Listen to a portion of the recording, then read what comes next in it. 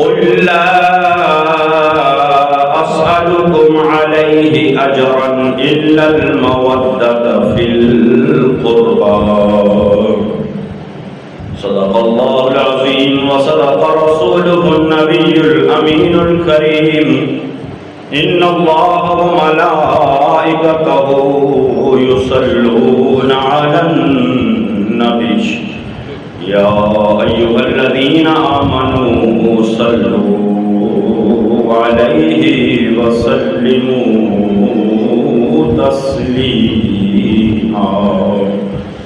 الصلاة والسلام عليك يا رسول الله وعلى آلك وأصحابك يا حبيب الله الصلاة والسلام عليك يا نبي الله وعلى آلك وأصحابك يا خير خلق الله. اللہ رب العالمین حکم الحاکمین کی حمد و ثنا کہ وہ تمام کائنات کا خالق و مالک اور رازق ہے، اور کروڑہا مرتبہ درود و سلام آقا انعامدار حضور مدنی تاجدار شفیع روز شمار احمد مختار حبیب پروردگار جناب محمد مصطفیٰ احمد مجتبیٰ صلی اللہ تعالی علیہ وآلہ وسلم کی بارگاہ کے اندر محبت و عقیدت کے ساتھ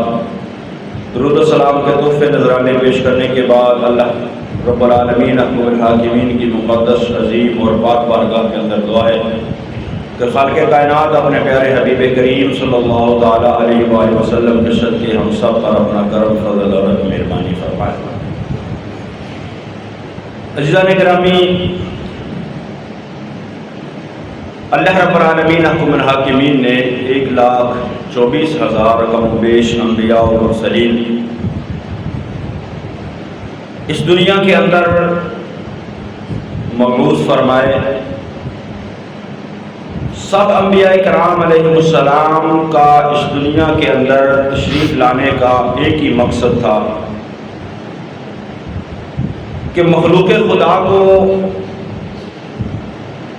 اللہ رب العالمین حکم الحاکمین کی پہچان کروائی جائے، اور جو احکامات خداوندی ہیں ان پر مخلوق خدا کو عمل پر لگایا جائے، تاکہ لوگ جو ہیں وہ برائی کے راستے کو چھوڑ کر نیکی کے راستے کو اپنائیں اور اپنے خالق کی پہچان کریں اور اپنے خالق کی عبادت اور بندگی کریں. تمام انبیاء کرام علیہ السلام جو دین لے کر آئے، جو شریعت لے کر آئے، اس دین اور اس شریعت کو لوگوں تک پہنچانا یہ انبیاء کرام علیہ السلام کی ڈیوٹی تھی، ذمہ داری تھی، یہ ان کا فرض منصبی تھا.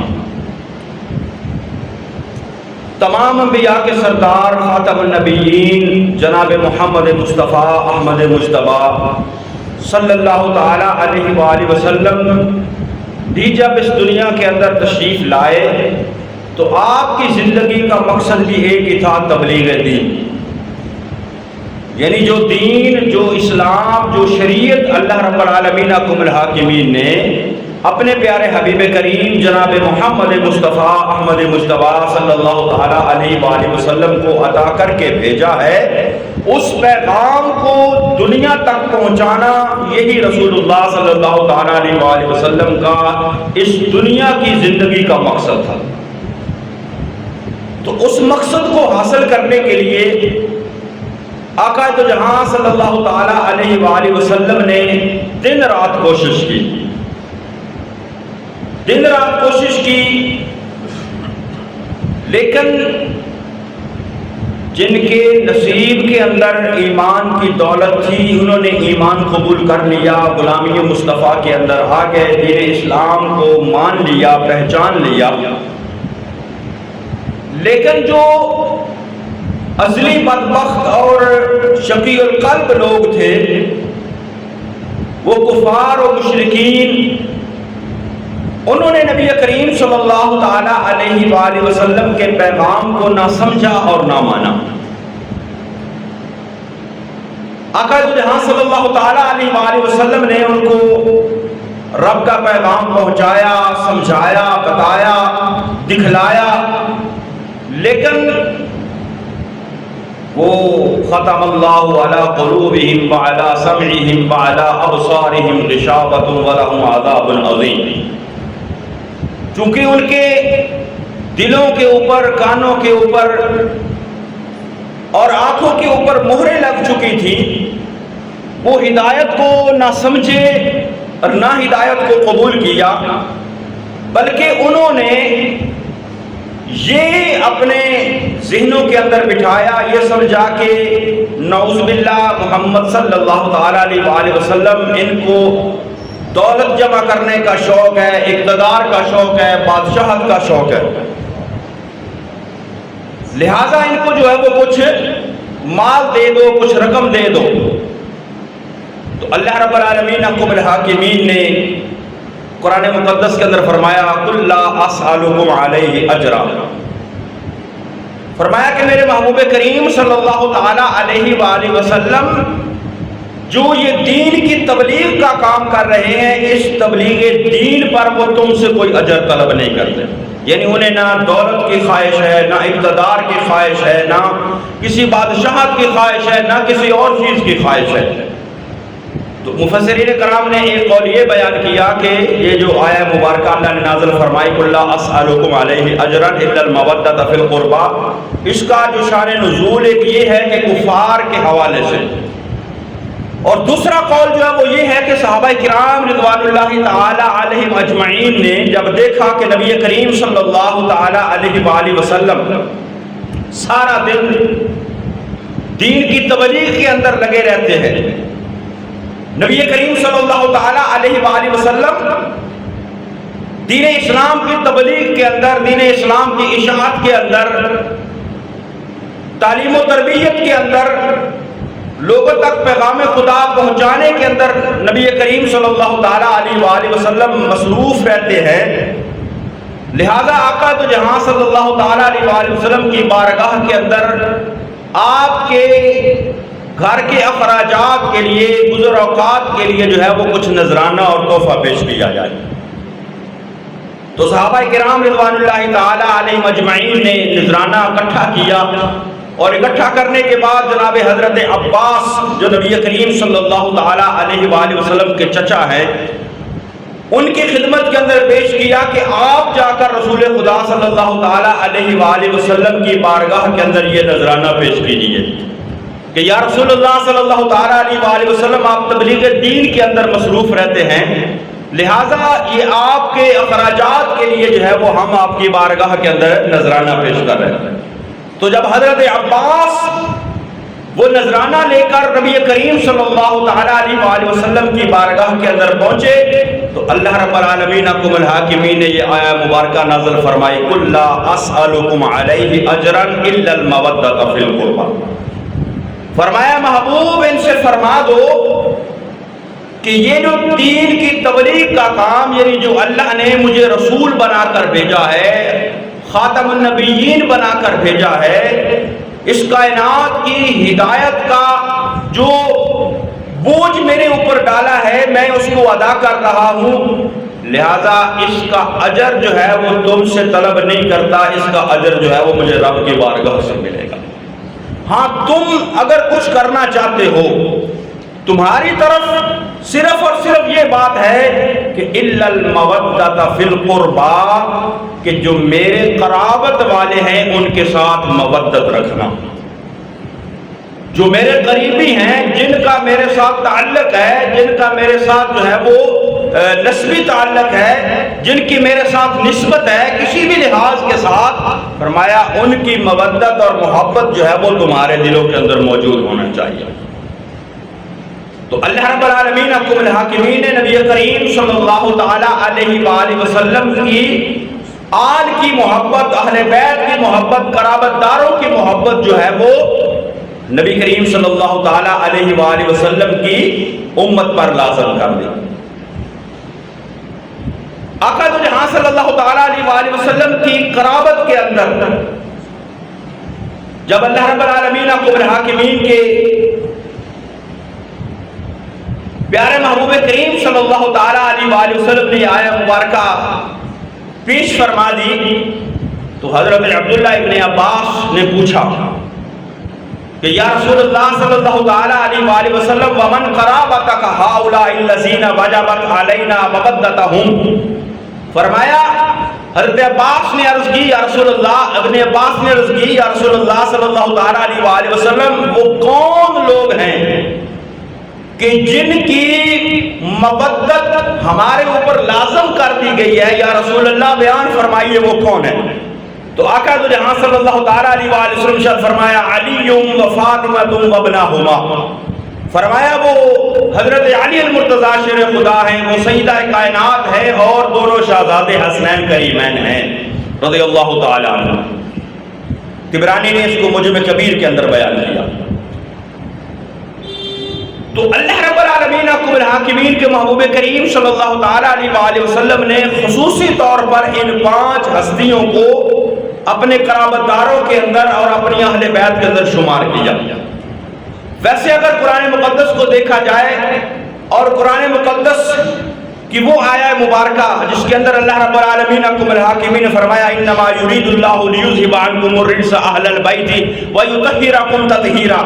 جہاں پر اہل بیت مصطفیٰ صلی اللہ تعالیٰ علیہ وآلہ وسلم کی طہارت اور پاکیزگی کو بیان کیا ہے، وہاں ان آیات کو دیکھا جائے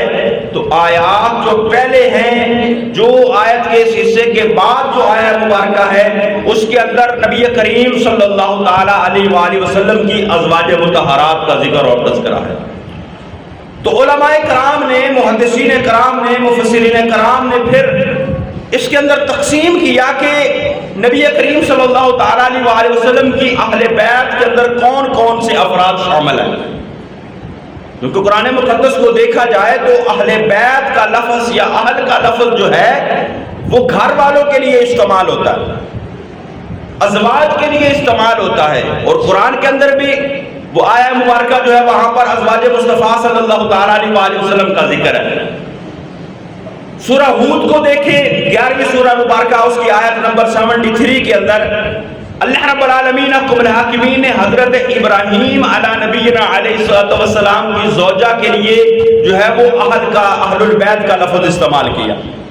خالق کائنات وحدہ لا شریک نے فرمایا قالوا وتعجبین من امر اللہ رحمت اللہ وبرکاتہ علیکم اہل البیت، اہل البیت کا لفظ جو ہے وہ حضرت سارہ کے لیے، حضرت ابراہیم کی زوجہ کے لیے جو ہے وہ استعمال ہوا۔ دوسرے مقام پر حضرت موسیٰ جو ہیں ان کے گھر والوں کے لیے، ان کی زوجہ کے لیے وہاں پر بھی اہل کا لفظ استعمال ہوا۔ خالق کائنات وحدہ لا شریک نے سورہ طٰہٰ کے اندر 20ویں سورہ آیت نمبر 10 کے اندر اللہ رب العالمین حکم الحاکمین نے فرمایا اذ رأى نارا فقال لأهلهم قصوا انی آنست نارا، جب حضرت موسیٰ علیہ نبینا علیہ السلام اپنی زوجہ کے ساتھ سفر پر ہیں اور دور جو وہ چمکتی آگ نظر آئی تو آپ نے اپنے گھر والوں سے کہا کہ تم ٹھہرو میں وہاں سے آگ لے کر آتا ہوں، پھر وہ کوہ طور والا واقعہ ہوا۔ تو وہاں پر بھی زوجہ کے لیے اللہ رب العالمین حکم الحاکمین نے اہل کا لفظ استعمال فرمایا کہ حضرت موسیٰ نے فقال لأہلہم قصوا، حضرت موسیٰ نے اپنے اہل سے، اپنے گھر والوں سے یہ فرمایا۔ اور پھر اگلے تیسرے مقام کے اوپر سورہ یوسف یعنی 12ویں سورہ اس کی آیت نمبر 25 کے اندر عزیز مصر کی زوجہ کے لیے بھی اللہ رب العالمین حکم الحاکمین نے اہل کا لفظ بیان فرمایا۔ جب حضرت یوسف علیہ نبینا علیہ السلام کے ساتھ زلیخا نے وہ معاملہ کیا تو جب عزیز مصر سامنے آیا تو زلیخا کہنے لگی قالت ما جزاء من اراد باهلك سوءا الا ان يسجن او عذاب علیم، وہ کہنے لگی کہ جو کوئی تمہارے گھر والوں کے ساتھ یعنی بیوی کے ساتھ غلط ارادہ کرے یا غلط ارادہ کرے تو اس کی کیا سزا ہونی چاہیے، یا اس کو قید کیا جائے یا دردناک عذاب دیا جائے۔ یہاں پر بھی تیسرے مقام کے اوپر بھی اللہ رب العالمین حکم الحاکمین نے بیوی کے لیے لفظ اہل کا استعمال کیا۔ اور چوتھے مقام پر حضرت ایوب علی نبینا علیہ الصلوۃ والسلام، سورہ الانبیاء 21 نمبر سورت آیت نمبر 84، وہاں پر بھی اللہ رب العالمین حکم الحاکم فرمایا فاستجبنا له فکشفنا ما به من ضر وآتیناہ اہلہ۔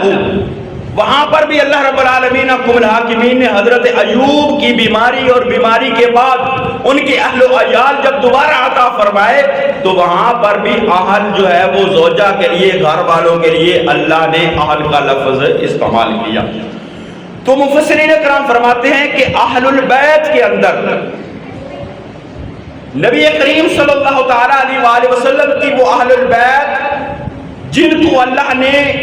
پاکیزہ فرمایا، جن سے حادث کو دور فرمایا، وہ مفسرین کرام نے فرمایا وہ 3 قسم کی اہل بیت ہیں۔ ایک اہل بیت نسبی،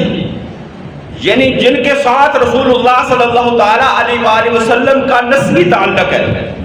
یعنی آقا تو جہاں صلی اللہ تعالی علیہ وآلہ وسلم کے والدین، دادا، یعنی خاندان کے جو افراد ہیں ان کو اہل بیت نسبی کہا جاتا ہے۔ اور دوسرے نمبر پر جو ہے وہ اہل بیت مسکن یا اہل بیت سکنا، یعنی وہ لوگ جو نبی کریم صلی اللہ تعالی علیہ وآلہ وسلم کے گھر کے اندر رہنے والے افراد ہیں، ان کے اندر ازواج مطہرات شامل ہیں۔ اور تیسرے نمبر پر جو ہے وہ اہل بیت ولادت، یعنی جو نبی کریم صلی اللہ تعالی علیہ وآلہ وسلم کی اولاد ہے وہ بھی اہل بیت کے اندر شامل ہے۔ یعنی 3 قسم کے افراد نسب کے اعتبار سے جن کے ساتھ رسول اللہ صلی اللہ تعالی علیہ وآلہ وسلم کا رشتہ ہے، اور جو نبی کریم صلی اللہ تعالی علیہ وآلہ وسلم کے مسکن کے اندر، گھر کے اندر رہنے والی ازواج مطہرات ہے وہ بھی اہل بیت کے اندر شامل ہیں۔ اور تیسرے نمبر پر وہ اہل البیت جو نبی کریم صلی اللہ تعالی علیہ وآلہ وسلم کی جو اولاد ہے، بیٹے ہیں، بیٹیاں ہیں، شہزادے پھر آگے ان کی اولادیں ہیں، وہ اہل البیت ہیں۔ لیکن آقا تو جہاں صلی اللہ تعالی علیہ وآلہ وسلم نے ایک خصوصی پروٹوکول، خصوصی اعزاز جو ہے وہ ان 5 ہستیوں کو عطا فرمایا اپنے سمیت۔ وہ کون ہیں؟ وہ فرمایا علی و فاطمۃ وابناہما، فرمایا وہ ایک حضرت علی المرتضیٰ شیر خدا ہے، ایک سیدہ فاطمۃ الزہرا ہے، اور 2 شہزادے ہیں نبی کریم صلی اللہ تعالی علیہ وآلہ وسلم کے حسنین کریمین طیبین طاہرین۔ جس وقت عیسائیوں کے ساتھ، نجران کے عیسائیوں کے ساتھ مبالغہ ہوتا ہے تو حضرت سعد بن ابی وقاص رضی اللہ تعالی عنہ نبی کریم صلی اللہ تعالی علیہ وآلہ وسلم کے صحابی ہیں، وہ بیان کرتے ہیں کہ جب یہ آیہ مبارکہ نازل ہوئی نا فَقُلْ تَعَالَوْا نَدْعُ أَبْنَاءَنَا وَأَبْنَاءَكُمْ وَنِسَاءَنَا وَنِسَاءَكُمْ وَأَنفُسَنَا وَأَنفُسَكُمْ ثُمَّ نَبْتَهِلْ فَنَجْعَلْ لَعْنَةَ اللَّهِ عَلَى الْكَاذِبِينَ۔ یہ آیہ مبارکہ جب نازل ہوئی، عیسائیوں کو چیلنج کیا گیا کہ تم اپنے بیٹے لے کر آؤ، میں اپنے بیٹے لے کر آتا ہوں، تم اپنی جانیں لے کر آؤ، میں اپنی جان لے کر آتا ہوں، تم اپنی عورتیں لے کر آؤ، میں اپنی عورتیں لے کر آتا ہوں۔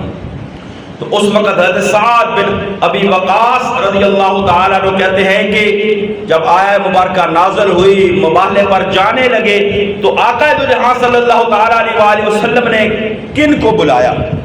وہ فرماتے ہیں دعا رسول اللہ صلی اللہ علیہ وسلم علی و فاطمہ و حسن و حسین، فرمایا محبوب کریم صلی اللہ تعالی علیہ وآلہ وسلم نے مبالغے پر جانے کے لیے حضرت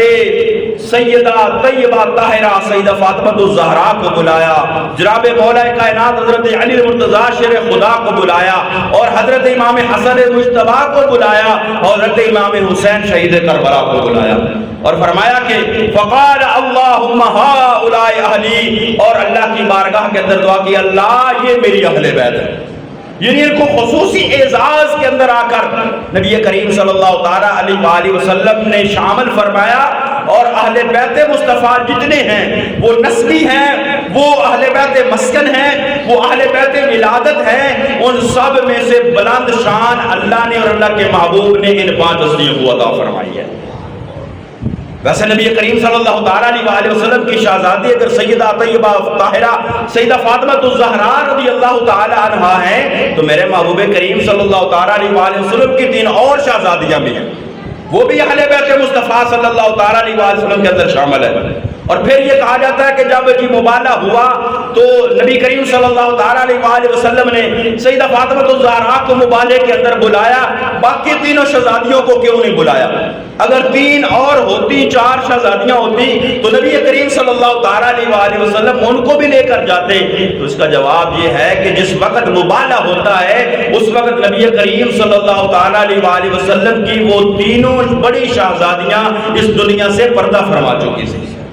صرف سیدہ طیبہ طاہرہ سیدہ فاطمہ الزہرا موجود تھی، باقی تھی تو اللہ کے محبوب کریم صلی اللہ تعالیٰ علیہ وسلم ان کو لے کر جو ہے وہ مبالے کے اندر تشریف لے کر گئے۔ اور اسی طرح حضرت ام المومنین عائشہ صدیقہ بیان کرتی ہیں کہ نبی کریم صلی اللہ تعالیٰ علیہ وسلم تشریف لائے، آقا دو جہاں صلی اللہ تعالیٰ علیہ وسلم کے اوپر ایک چادر مبارک ہے، نبی کریم صلی اللہ تعالیٰ علیہ وسلم نے اس چادر مبارک کے اندر حضرت علی کو بھی بلایا، سیدہ فاطمہ الزہرا کو بھی بلایا، حسنین کریمین کو بھی بلایا، اور بلا کر اس چادر کے اندر چھپا کر فرمایا اے اللہ یہ میری اہل بیت ہے، میں ان کے ساتھ محبت کرتا ہوں، تو بھی ان کے ساتھ محبت کر۔ تو آقا دو جہاں صلی اللہ تعالیٰ علیہ وسلم کی وہ اولاد جو جناب سیدہ طیبہ طاہرہ سیدہ فاطمہ الزہرا رضی اللہ تعالی عنہا اور مولا کائنات حضرت علی المرتضیٰ شیر خدا کرم اللہ تعالی وجہہ الکریم سے چلی ہے، وہی اولاد اولاد مصطفیٰ کہلاتی ہے، وہی اولاد آل مصطفیٰ کہلاتی ہے، اور وہی اولاد جو ہے وہی سید کہلوانے کی حقدار ہے کائنات کے اندر۔ ان کو اللہ رب العالمین حکم الحاکمین نے عظمتیں اور شانیں عطا فرمائی، اور آقا دو جہاں صلی اللہ تعالیٰ علیہ وسلم کی آل کی جتنی شانیں بیان ہوئی ہیں وہ سب شانیں بیان کرنے والے میرے محبوب کے صحابہ کرام رضوان اللہ تعالیٰ علیہم۔ محبوب کی آل کی جتنی عظمتیں جتنی شانیں بیان ہوئی ہیں وہ ساری اہل بیت کی شانیں پیارے محبوب کریم صلی اللہ تعالیٰ علیہ وسلم کے صحابہ نے بیان کی۔ حضرت ابو ذر غفاری رضی اللہ تعالیٰ عنہ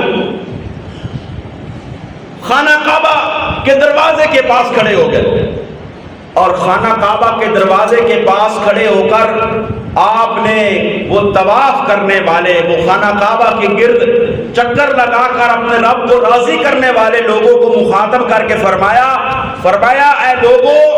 مجھے جو پہچانتا ہے وہ تو پہچانتا ہے، جو نہیں پہچانتا وہ پہچان لے، میں رسول اللہ صلی اللہ علیہ وسلم کا صحابی ابو ذر غفاری ہوں۔ حضرت ابو ذر غفاری نے خانہ کعبہ کے اندر خانہ کعبہ کے دروازے کے پاس کھڑے ہو کر لوگوں کو مخاطب کر کے فرمایا جو تو مجھے پہچانتا ہے وہ پہچانتا ہے، یعنی جس کو تو پتا ہے کہ میں ابو ذر ہوں، میں رسول اللہ صلی اللہ تعالیٰ علیہ وسلم کا صحابی ہوں، اس کو تو پتا ہے، یعنی اس کو میری بات کی اہمیت کا بھی پتا چلے گا۔ یعنی جب کوئی بندہ بات کرتا ہے تو بات کرنے والے کو بھی دیکھا جاتا ہے کہ بات کرنے والا کون ہے۔ اس لیے تو اللہ رب العالمین کو بلا کے فرمایا کہ ہر ایک کی بات پر یقین نہ کر لیا کرو، فرمایا کہ جب تمہارے پاس کوئی بات لے کر آئے، کوئی خبر لے کر آئے تو اس کی تحقیق کر لیا کرو کہ بات کرنے والا پتہ نہیں کون ہے، لیکن جب بات کرنے والے کی حیثیت کا پتہ ہو تو پھر اس کی بات کی اہمیت کا بھی پتہ چلتا ہے۔ جب بات کرنے والے کی حیثیت اعلیٰ ہو تو بات کی اہمیت بھی ہوتی ہے کہ یہ بندہ فلاں بات کر رہا ہے تو اس کی بات کے اندر وزن ہے، اس کی بات کے اندر سچائی ہے کہ یہ بندہ جو ہے اس کا کریکٹر کیسا ہے، اس کا معاشرے کے اندر مقام کیسا ہے، اس کا عہدہ کیسا ہے۔ تو حضرت ابو ذر غفاری نے اپنی بات کے اندر وزن ڈالنے کے لیے، اپنی بات کی اہمیت کو اجاگر کرنے کے لیے فرمایا جو مجھے پہچانتا ہے وہ تو پہچانتا ہے، جو نہیں پہچانتا وہ پہچان لے، میں ابو ذر ہوں، رسول اللہ صلی اللہ علیہ وسلم کا صحابی۔ یعنی جب اپنی پہچان کروا لی تاکہ لوگوں کو پتہ چل جائے کہ بات کرنے والا کوئی عام شخص نہیں، رسول اللہ صلی اللہ تعالیٰ علیہ وسلم کا صحابی ہے، تو پھر ابو ذر نے پھر فرمایا کہ میں نے رسول اللہ صلی اللہ تعالیٰ علیہ وسلم کو فرماتے سنا ہے، آقا دو جہاں صلی اللہ تعالیٰ علیہ وسلم نے فرمایا مثل اہل بیتی فیکم مثل سفینۃ نوح بین قومہ، فرمایا میری اہل بیت کی مثال تمہارے درمیان ایسے ہے جیسے حضرت نوح کی قوم کے درمیان حضرت نوح کی اس سفینہ اور کشتی کی مثال تھی۔ فرمایا میری اہل بیت کی مثال تمہارے درمیان ایسے ہے جیسے قوم نوح کے درمیان حضرت نوح علیہ نبینا علیہ السلام کی کشتی کی تھی۔ فرمایا من رکبہا نجا، جو اس کشتی کے اندر سوار ہو گیا اس نے نجات پالی، ومن تخلف عنہا غرقا، جو جس نے اس سے اختلاف کیا یعنی وہ کشتی کے اندر سوار نہیں ہوا اس کو اللہ نے غرق فرما دیا۔ فرمایا ایسے ہی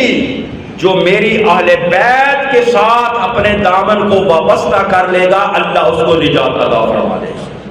اور جس نے اہل بیت کے ساتھ محبت نہیں کی، اہل بیت کے ساتھ جو ہے وہ اپنے دامن کو وابستہ نہیں کیا، تو فرمایا اہل بیت کا دامن چھوڑنے کی وجہ سے وہ جو ہے وہ غرق ہو جائے گا، برباد ہو جائے گا، اس کی دنیا بھی خراب ہو جائے گی، آخرت بھی خراب ہو جائے گی۔ اور فرمایا نبی کریم صلی اللہ تعالیٰ علیہ وسلم نے فرمایا ستارے اہل زمین کو غرق ہونے سے بچاتے ہیں۔ جو رات کو سفر کرتے ہیں، اب تو جو ہے وہ بڑی بڑی جدید جو سائنسی آلات نکل آئے ہیں، رات کو سمندر کے اندر سفر کرنے کے لیے یا جنگل کے اندر سفر کرنے کے لیے اب تو جو ہے وہ راستہ دکھانے والے آلات ہیں، اب تو گوگل میپ آ گیا ہے، یا اس سے پہلے جو ہے وہ ہوتی تھی وہ جو راستہ دکھاتی ہے مشرق و مغرب کی کرنے والی، لیکن اس سے پہلے جو تھا وہ کیا تھا، جب لوگ رات کو سفر کرتے تھے جنگل کے اندر، صحرا کے اندر یا سمندر کے اندر، وہ اپنے سفر کا تعین کرنے کے لیے ستاروں سے مدد لیا کرتے تھے، یعنی ستاروں کو دیکھ کر وہ اپنی ڈائریکشن طے کرتے تھے کہ ہم نے فلاں مقام پر جانا ہے تو کس طرف چلیں گے تو اس جگہ پر پہنچیں گے۔ تو آقا صلی اللہ علیہ وسلم نے فرمایا کہ ستارے اہل زمین کو غرق ہونے سے بچاتے ہیں۔ فرمایا میری اہل بیت کی ستاروں کی مانند ہے، جو ان سے رہنمائی لے گا وہ غرق ہونے سے بچ جائے گا، اس کا دین بھی بچ جائے گا، اس کا ایمان بھی بچ جائے گا، اس کی دنیا بھی بچ جائے گی، اس کی آخرت بھی بچ جائے گی۔ اور اہل بیت مصطفیٰ صلی اللہ تعالیٰ علیہ وسلم کے ساتھ محبت کرنے کا حکم جو اللہ نے ارشاد فرمایا اور نبی کریم صلی اللہ تعالیٰ علیہ وسلم نے اس کو بیان فرمایا، وہ اہل بیت مصطفیٰ صلی اللہ تعالیٰ علیہ وسلم کی محبت دنیا کے اندر بھی فائدہ پہنچائے گی اور آخرت کے اندر بھی فائدہ پہنچائے گی۔ اہل بیت مصطفیٰ صلی اللہ تعالیٰ علیہ وسلم کی محبت، آقا دو جہاں صلی اللہ تعالیٰ علیہ وسلم کا فرمان ہے، حدیث مبارکہ ہے، نبی کریم صلی اللہ تعالیٰ علیہ وسلم نے ارشاد فرمایا حبی و حب اہل بیتی، فرمایا میری محبت اور میری اہل بیت کی محبت نافع فی سبعۃ مواطن احوالہن عظیمۃ، فرمایا میری اور میری اہل بیت کی محبت 7 ایسے مقامات جو بڑے مشکل ہوں گے، سبعۃ مواطن احوالہن عظیمۃ، بڑے عظیم مواقع ہوں گے، بڑے سخت معاملات ہوں گے، فرمایا 7 ایسے موقع ہوں گے جہاں پر بندے کے اوپر مشکل بنے گی، فرمایا ان 7 مواقع کے اوپر فرمایا میری اور میری اہل بیت کی محبت حبی و حب اہل بیتی نافع، فرمایا میری اور میری اہل بیت کی محبت نفع پہنچائے گی، فائدہ پہنچائے گی۔ 7 مقامات کے اوپر 7 مشکل مراحل کے اندر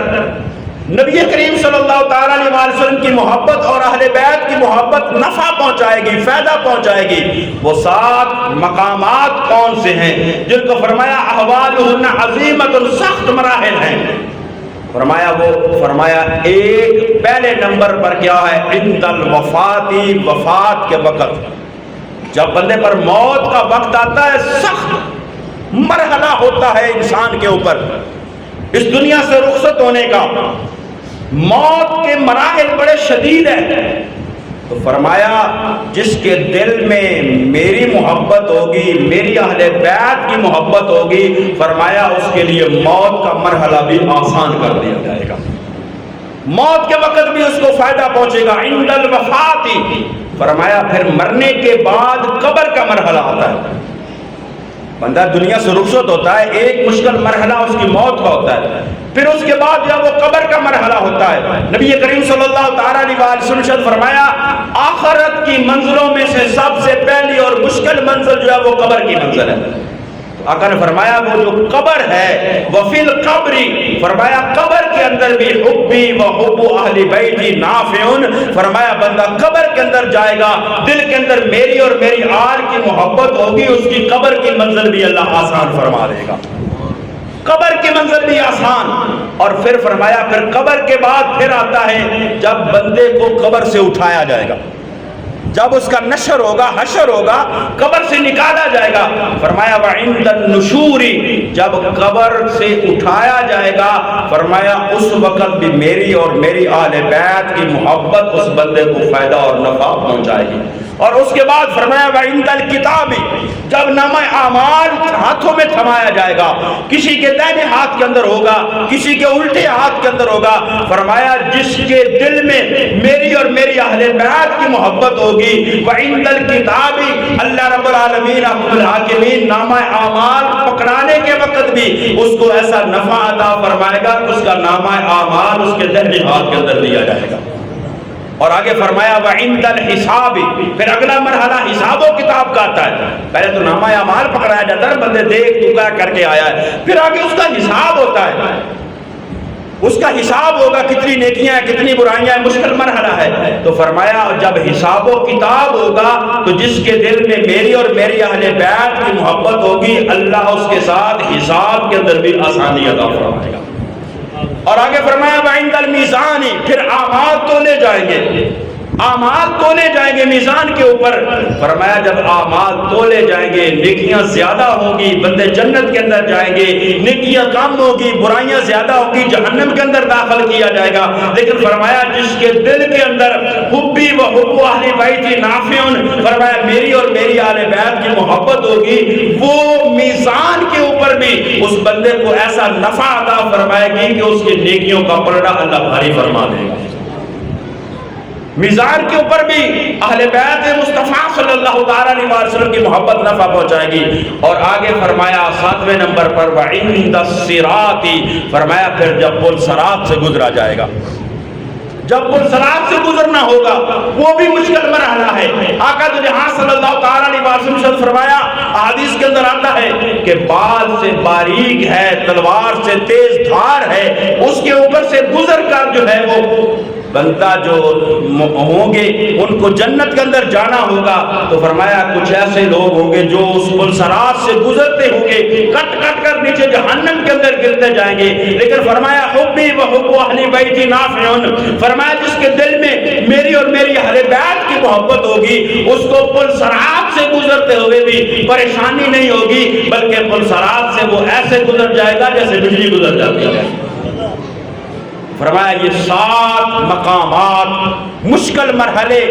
مشکل ترین لمحات، مشکل ترین مواقع جہاں پر بندے کے اوپر مشکل بنتی ہے، وہ کون سے ہیں؟ موت کا وقت ہے، قبر کے حالات ہیں، جب قبر سے اٹھایا جاتا ہے، پھر جب اس نامہ اعمال پکڑایا جاتا ہے، پھر جب وہ حساب و کتاب لیا جاتا ہے، پھر جب میزان کے اوپر نیکیاں اور بدیاں جو ہے وہ تولی جاتی ہیں، پھر جب پل صراط سے گزرنا ہوتا ہے۔ یہ سارے مشکل مرحلے ہیں، لیکن فرمایا حبی و حب اہل بیت نافع فی 7 مواطن احوالہن عظیمۃ، فرمایا ان 7 مشکل مرحلے جو ہے، یہ 7 مشکل مراحل جو ہیں، جس کے دل میں میری اور میرے اہل بیت کی محبت ہوگی، ان کے لیے یہ مشکل نہیں رہیں گے، اللہ ان کے لیے آسان فرما دے گا۔ آسان فرما کے اللہ رب العالمین حکم الحاکمین جو ہے وہ اس بندے کو جنت کے اندر داخل فرما دے گا۔ تو اس لیے جو ہے وہ اہل بیت مصطفیٰ صلی اللہ تعالیٰ علیہ وآلہ وسلم ساری کے ساتھ، وہ اہل بیت ولادت ہو،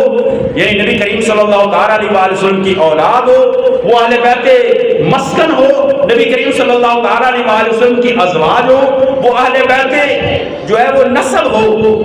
جو نبی کریم صلی اللہ تعالیٰ علیہ وسلم کے خاندان کے صاحب ایمان لوگ ہیں وہ ہوں، تمام کے ساتھ محبت رکھنی چاہیے، اور بالخصوص ان 5 ہستیوں کے ساتھ جن کو جو ہے نبی کریم صلی اللہ تعالیٰ علیہ وآلہ وسلم نے خصوصی اعزاز، خصوصی پروٹوکول عطا فرمایا۔ ارے میرے تو محبوب کریم صلی اللہ تعالیٰ علیہ وآلہ وسلم کا تو ہے وہ در ہی بڑا در ہے۔ میرے محبوب کریم صلی اللہ تعالیٰ علیہ وآلہ وسلم کے در پر آنے والا سوالی بھی خالی نہیں رہتا۔ میرے محبوب کریم صلی اللہ تعالیٰ علیہ وآلہ وسلم کے گھر کے اندر رہنے والا خادم جو ہے وہ بھی عام نہیں رہتا۔ حضرت سلمان فارسی میرے محبوب کریم صلی اللہ تعالیٰ علیہ وسلم کے صحابی ہیں، سب سے عمر رسیدہ صحابی ہیں، میرے محبوب کریم صلی اللہ تعالیٰ علیہ وسلم کے گھر کے اندر رہتے ہیں، گھر کے کام کاج کرتے ہیں، گھر کے ضروریات کو پورا کرتے ہیں، حسنین کریمین کو کھلاتے ہیں،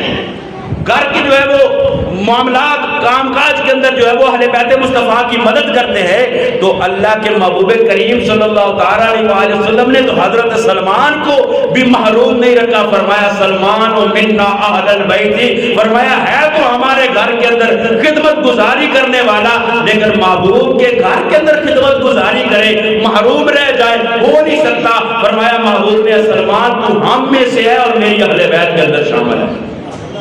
ان کے ساتھ بھی محبت کرنا، اہل بیت کے ساتھ، اہل بیت مصطفیٰ وہ ولادت کے ہوں، نسب کے ہوں، مسکن کے ہوں، نبی کریم صلی اللہ علیہ وسلم کے ازواج ہوں، نبی کریم صلی اللہ علیہ وسلم کے صحابہ ہوں، ان سب کے ساتھ محبت رکھنا یہ ہمارے ایمان کا حصہ ہے۔ اور بالخصوص جو ہے وہ ان 5 ہستیوں کے ساتھ کہ بے دم یہی تو 5 ہیں، مقصود کائنات، خیر النساء، حسین و حسن، مصطفیٰ علی، تو ان 5 ہستیوں کے ساتھ خصوصی طور پر محبت کی جائے، کیونکہ یہ محبت دنیا کے اندر بھی فائدہ پہنچائے گی اور آخرت کے اندر بھی فائدہ پہنچائے گی۔ اللہ رب العالمین مجھے اور آپ کو عمل کی توفیق نصیب فرمائے۔